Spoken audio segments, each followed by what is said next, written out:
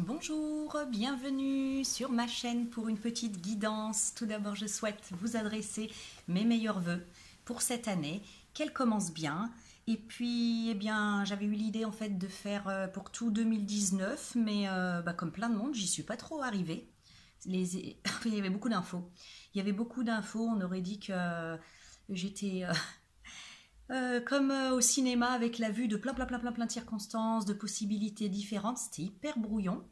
Alors je me suis dit peut-être que les choses ne sont pas figées tout simplement et que peut-être à chaque jour suffit sa peine, si je peux parler comme ça, ou c'est surprise, hein, c'est bonne surprise. Donc je vais continuer comme je fais d'habitude, c'est-à-dire une guidance pour ces temps-ci. Pour ces temps-ci. Donc nous sommes le 7 janvier. Et donc pour cette semaine ou la quinzaine peut-être qui arrive, j'ai la jeune fille et la mort. Invasion, viol de limite, domination. Donc ici, cette carte vient nous parler d'une relation, d'une situation dans laquelle on peut se trouver et dont il faut absolument se débarrasser car elle envahit, car elle dépasse nos limites. Au départ, c'était une relation qui était amusante, une relation qui était dans l'illusion, qui donnait l'illusion en tout cas du donnant-donnant, d'être équilibré. Et on ne sait pas comment, c'est souvent comme ça que ça se passe quand il y a de la manipulation. On se retrouve comme cette jeune fille complètement dénudée avec quelqu'un qui se nourrit de l'énergie qu'elle ne peut pas produire elle-même, qui vient vampiriser chez vous l'énergie dont elle a besoin à vos dépens. Alors, cette carte, elle est sans appel. Hein. C'est pas quelque chose qu'on peut arranger. Ne vous amusez pas à aller essayer de raisonner cette personne car elle sait ce qu'elle fait. Cette personne, c'est rare que je sois catégorique comme ça, mais cette personne, elle est malhonnête. Elle sait ce qu'elle fait. Elle sait comment vous manipuler et d'essayer de discuter, ça ne fera que enfoncer les choses, vous mettre encore plus dans le flou et vous paralyser. En plus, cette personne peut vous avoir épuisé mentalement du fait de vous avoir un peu fait mélanger les pinceaux. Et puis de toute façon, si vous évoquez cet abus de pouvoir, hein, ce qui cloche dans cette relation, c'est cette vampirisation, cette relation un peu plus déséquilibrée, hein, vous aurez compris. Cette personne dira que c'est vous qui êtes complètement...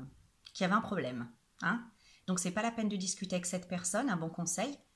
Il s'agit là de couper, de nettoyer, de balayer, de tourner le dos à cette relation, de se débarrasser de cette relation toxique et de cette personne toxique. Il n'y a pas d'autre solution.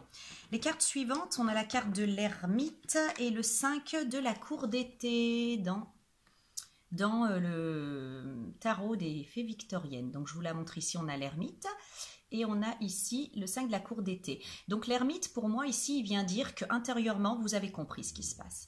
Dans le secret de votre intériorité, vous avez compris dans quelle, excusez-moi du terme, dans quelle merdouille relationnelle vous vous trouvez avec cette personne. Hein. Vous en avez pris conscience. Et là, en fait, vous cheminez pour vous dire qu'est-ce que je fais, qu'est-ce que je dois faire.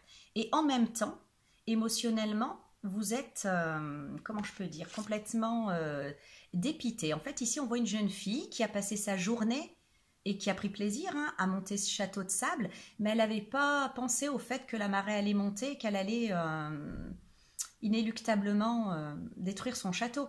Et elle assiste, triste et déçue, et ouais, c'est de la déception et elle s'appesantit en fait sur « Oh, mon château, non !» Presque, elle se demande comment elle peut faire pour le sauver alors qu'il n'y a pas de solution. De toute façon, les vagues vont emporter ce château. Un château de sable, c'est éphémère. C'est exactement ce qui s'est passé avec cette personne. Cette relation, elle peut être que éphémère, vu comme elle est déséquilibrée. Et donc, une fois qu'elle s'est fait rattraper par la marée, elle est en train d'observer ça. Donc, cette carte décrit cet état émotionnel dans lequel en fait vous vous appesantissez sur ce que vous avez perdu au lieu d'accepter en fait sur comment les choses ont pu arriver comme ça, en train d'essayer de décortiquer. Émotionnellement, c'est à la fois ça et à la fois avec la sagesse de l'ermite, vous avez très bien compris que la situation est sans appel, que vous ne pouvez pas en fait négocier avec l'autre ni Ouais, voilà, essayez d'expliquer, d'exprimer, négocier. Voilà, il y a une sagesse intérieure qui fait que vous avez compris, que vous avez fait ce cheminement, que vous savez, et à la fois émotionnellement, vous êtes dépité. Vous êtes dépité. Cette carte, vraiment, elle vous conseille de suivre votre sagesse intérieure, la sagesse de l'ermite, d'agir avec cette voix du cœur, hein, suivant cette voix du cœur, et de laisser cette émotion en fait de déception de côté, de la laisser puisque de toute façon le château est détruit, hein. Vous ne pourrez pas le sauver et sauver cette relation, cette situation, car aussi certainement que les vagues de la marée vont détruire ce château, cette personne, elle est presque, j'allais dire, la seule chose qui peut être programmée entre vous, voilà, c'est ce genre de rapport. La carte suivante, c'est la carte des limites. Donc voilà, c'est clair, il va falloir poser des limites, choix, confiance en soi, assurance, authenticité. Vous êtes au pied du mur, hein, et il va falloir choisir, rester et se faire vampiriser, se faire bouffer, se laisser détruire ou agir et partir. Voilà, donc ici on vous parle de confiance en soi, d'assurance, d'authenticité. Il y a des moments en fait où c'est vrai qu'il est bon hein, d'essayer d'expliquer à la personne, de recalibrer voilà une relation, mais là c'est juste pas possible. Donc on vous demande d'être au clair avec cette notion de limite, de vous concentrer sur comment je me sens moi par rapport à ce qui se passe et qu'est-ce que je dois faire qui est juste pour moi. Voilà. Dans les limites, dans ces limites-là, dans les limites du respect de votre personne, dans les limites pour le bien de votre personne, dans les limites de votre liberté. La carte suivante, c'est la duchesse Violette, raide, frustrée, blasée. Voilà, on a une duchesse qui est dans cet habit trop étriqué pour elle et qui reste comme ça... qui laisse la place de son authenticité au conformisme. Voilà, cette situation, elle va peut-être exiger que vous soyez rebelle, que vous passiez pour quelqu'un de rebelle et que vous n'obéissez plus à certains codes, que vous peut-être que vous aurez à dire non, du coup, hein, à des situations auxquelles vous répondiez d'habitude toujours oui. Ça risque de surprendre, ça risque de ne pas plaire, ça risque de vous mettre dans une position où, voilà, c'est vraiment la position de l'anticonformiste. Et c'est pas quelque chose, en fait, qui vous met à l'aise. Mais, cette situation devient trop étouffante, trop étriquée pour vous, vraiment. Donc là, on vous demande de prendre votre courage à deux mains, de faire exploser cette robe, hein. J'ai l'image de la Reine des Neiges, là, quand elle enlève sa couette, là, qu'elle fait comme ça, et qu'elle met la robe qu'elle a envie de mettre, qu'elle enlève ses gants, et qu'elle accepte qui elle est. Voilà. Donc, sortez de votre... voilà, du... Qu'en dira-t-on? Du conditionnement, de la peur d'être jugé. Là, il va vraiment falloir s'en foutre, quoi, pour vous sortir de cette impasse. Parce que c'est ce qui, en fait, vous garde prisonnier, prisonnière, alors que vous avez compris que vous vous faites bouffer, complètement bouffer. Les cartes suivantes, on a le 10 de la cour de printemps. On a des fées, je ne sais pas si on voit bien, on a des fées, en fait, qui sont en train de courir dans tous les sens. Il y en a un qui se casse la figure parce qu'il va trop vite. C'est deux même. Enfin, c'est le bordel. Hein. C'est le bordel. Ça court dans tous les sens. C'est pas organisé. C'est trop. Il y a trop de tâches là en même temps. Et là, on a la carte du courage, la carte 7. On a une vieille dame qui a apprivoisé ses abeilles et qui s'occupe d'une ruche. Alors, le risque ici, c'est que pour fermer les yeux à cette situation, vous vous enfermiez dans l'action, dans agir, même suragir. Par exemple, trop travailler, non mais j'ai trop de trucs à faire, pour tourner le dos à cette situation et ne pas vous en occuper. Là, dans l'air, il y a comme en fait une sorte d'énergie, une forte énergie d'action. Et on vous demande de l'utiliser pour la canaliser, en fait, l'utiliser de manière canalisée, de manière concentrée, vers un but qui est celui ici de vous libérer de cette situation et non pas en fait de, comme dirait le poème de Victor Hugo, de vous enivrer d'activités, de choses à faire. Tout ça, c'est des faux prétextes pour pas regarder cette situation en face et agir. La priorité, c'est d'agir. Voilà, donc mettre la priorité. Je dis pas en fait qu'on a que les autres obligations ne sont pas valables et ne sont pas des choses à faire.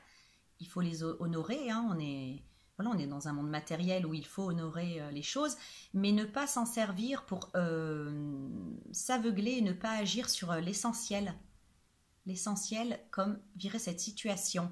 Et ici, la carte du courage vient justement nous parler de cette qualité qu'est le courage. Cette dame, par exemple, elle sait que elle a une ruche et elle sait que les abeilles pourraient lui faire du mal. Hein, si elle se mettait toute sur elle, elle pourrait la foudroyer en un instant. Et quand elle a commencé à les élever, à faire son élevage, elle avait cette crainte. Hein, elle avait cette crainte. Mais finalement, avec la patience, la persévérance, elle a pris son courage à deux mains et finalement, elle est arrivée à les apprivoiser, elle est arrivée à son but, à faire en fait ce qui vraiment l'épanouit et à s'accomplir dans son talent. Donc ici, voilà, malgré la menace, c'est ça qu'on vient vous dire, malgré les craintes, ce n'est pas des menaces, c'est malgré les craintes que vous avez, malgré les appréhensions, on vous demande d'y aller quand même. Voilà, vous savez que vous pouvez avoir des piqûres foudroyantes, mais les choses peuvent aussi bien se passer. De toute façon, le pire des choix, ce serait de rester là. Parce que ça, on a la certitude que ça finira mal, de toute façon.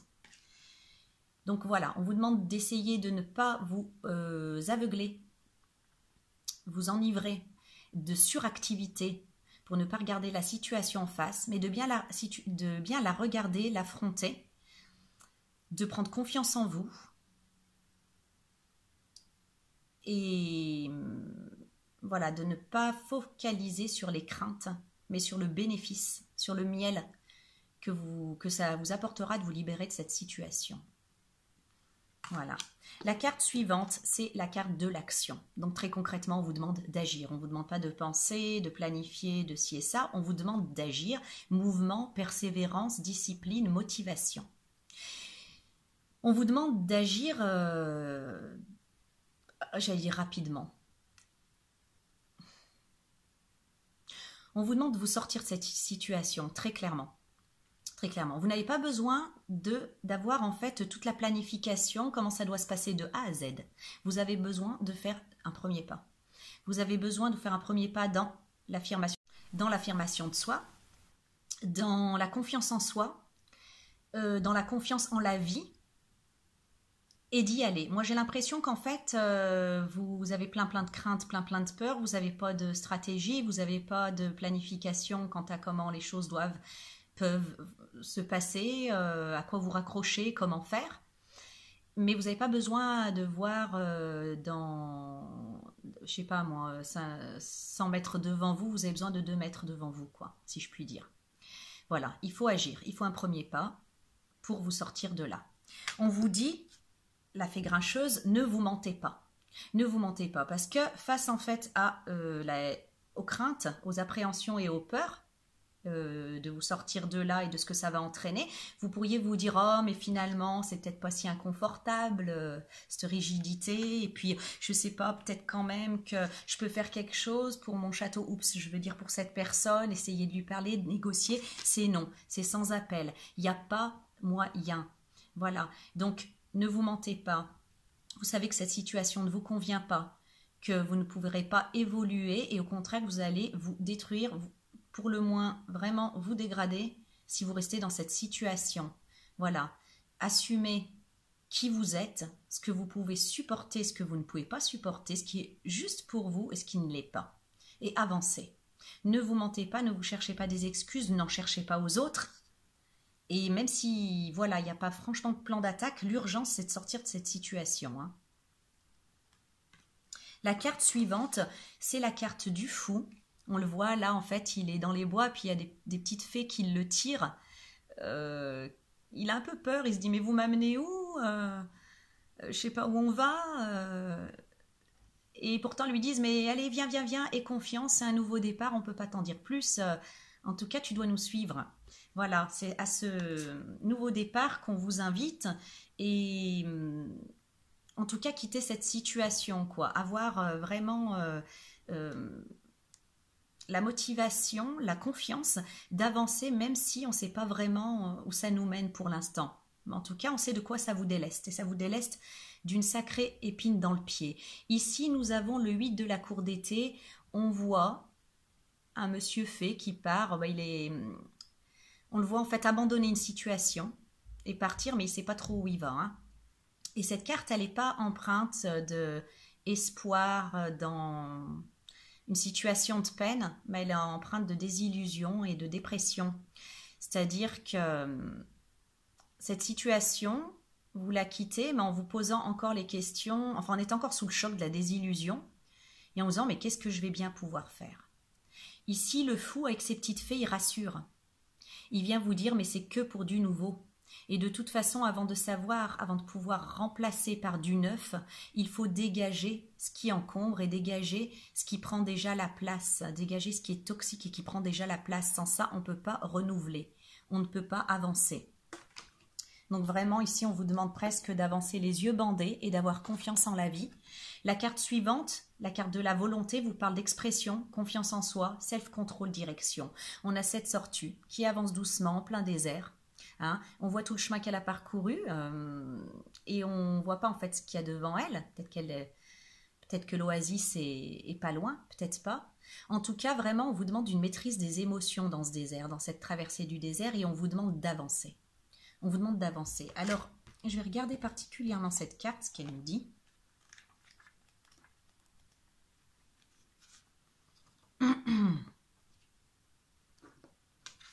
Assumer notre identité avec fierté. Alors, les dunes s'estompent dans la brume. On ne sait pas si la tortue vient de loin et combien de trajets lui reste à faire. Tiens, c'est ce que je disais. Guidée tant par un ancien savoir que par un sens profond de l'orientation, elle avance, déterminée. C'est ça, cette détermination qu'on vous demande. Elle ne gaspille pas son énergie à revenir sur le passé ou à se projeter dans l'avenir. Elle se contente de faire un pas l'un après l'autre. Il y a vraiment le mot présence qui me vient. Là, il va falloir vraiment être dans l'instant et de regarder à l'instant ce qui est juste pour vous de faire ou pas. Et de ne pas gaspiller votre énergie avec les peurs de la projection et les douleurs du passé.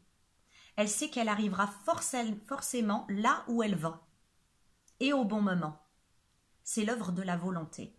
Cette carte nous enseigne à communiquer notre volonté, à exprimer nos opinions et à assumer notre identité avec fierté. Là, c'est ce qu'elle fait, la fée grincheuse. Elle vous dit assumez votre identité avec fierté.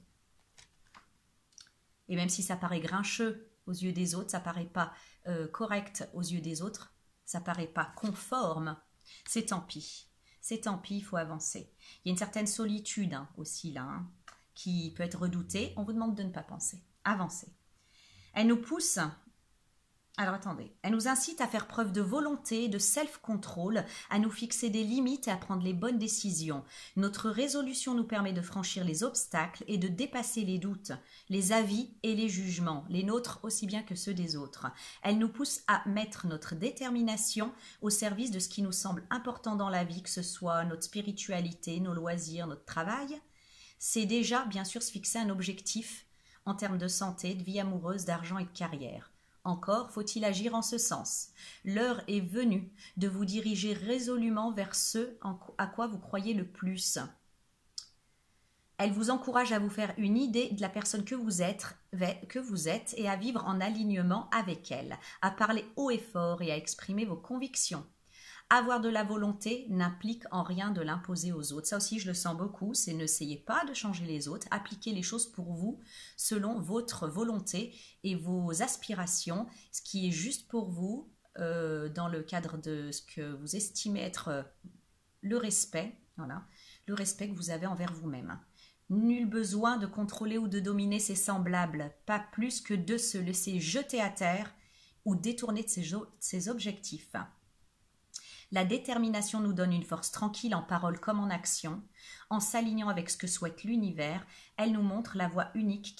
Si cette carte ne nous dit pas effectivement dans quelle direction aller, ce qui va nous arriver, ce qui nous rassurerait bien, hein, pourtant, elle nous dit en tout cas dans quelle direction ne pas aller, ce qu'il faut vraiment éviter, ou ce qu'il faut éviter de continuer à nourrir, et en l'occurrence cette relation toxique, cet abus de pouvoir dans cette relation, et donc cette relation hein, qui très catégoriquement ne changera pas.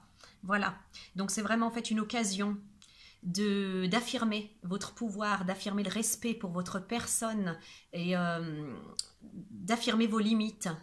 Voilà, c'est vraiment en fait le bénéfice du défi. Le bénéfice du défi et à la fois aussi de raffermir votre foi en la vie, en l'univers. La carte conseil dans l'oracle de Kuan Yin et bénédiction de la Vierge lunaire qui nous parle de prospérité, d'abondance et de ne pas avoir d'inquiétude au niveau matériel, financier. Donc voilà, pour ceux celles que cette situation en fait effrayait à cause de l'aspect matériel, Kuan Yin avec bénédiction de la Vierge lunaire vient nous rassurer. Je vous lis son message. La Vierge lunaire accompagnée de son lièvre de chance. Je me demandais où était le lièvre. Ah, il est là. Accompagnée de son lièvre de chance, présage de bons augures de prospérité. L'univers cherche à remplir, restaurer et créer à travers vous. Promettez-vous de recevoir au-delà de ce que vous croyez possible en ouvrant votre cœur maintenant avec gratitude. Laissez venir les bénédictions de chance de Kuan Yin, la Vierge lunaire, et acceptez de les voir entrer dans votre vie. Des flots d'abondance et de prospérité viennent à vous aujourd'hui.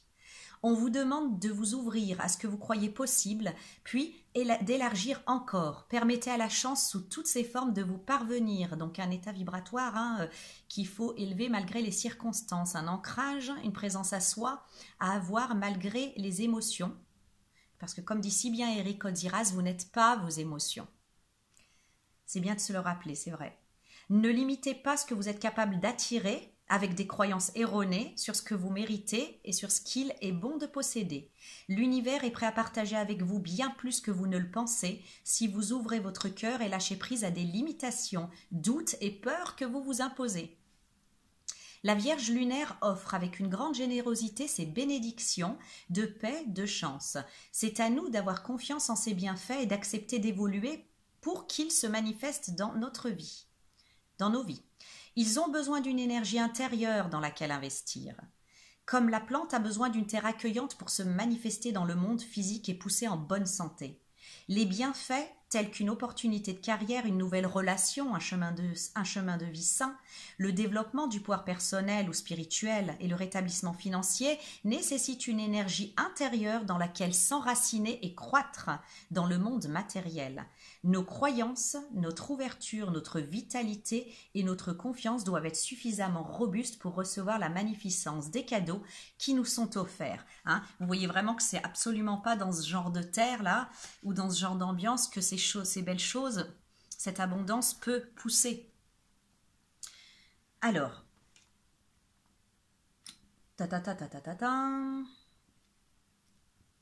sinon, cela reviendrait à planter un chêne immense dans un minuscule pot ou à vouloir confiner un océan à l'intérieur d'un dé à coudre. Savez-vous comment il est facile d'attirer davantage de bien et de soutien pour votre évolution? Ayez de la gratitude pour ce que vous avez déjà reçu et pour la croissance déjà obtenue. Ces bienfaits ne vous seraient pas parvenus s'il n'y avait pas une capacité et un terrain en vous pour les accueillir. Partagez quelque chose avec d'autres personnes de manière à vous épanouir au lieu de vous amoindrir.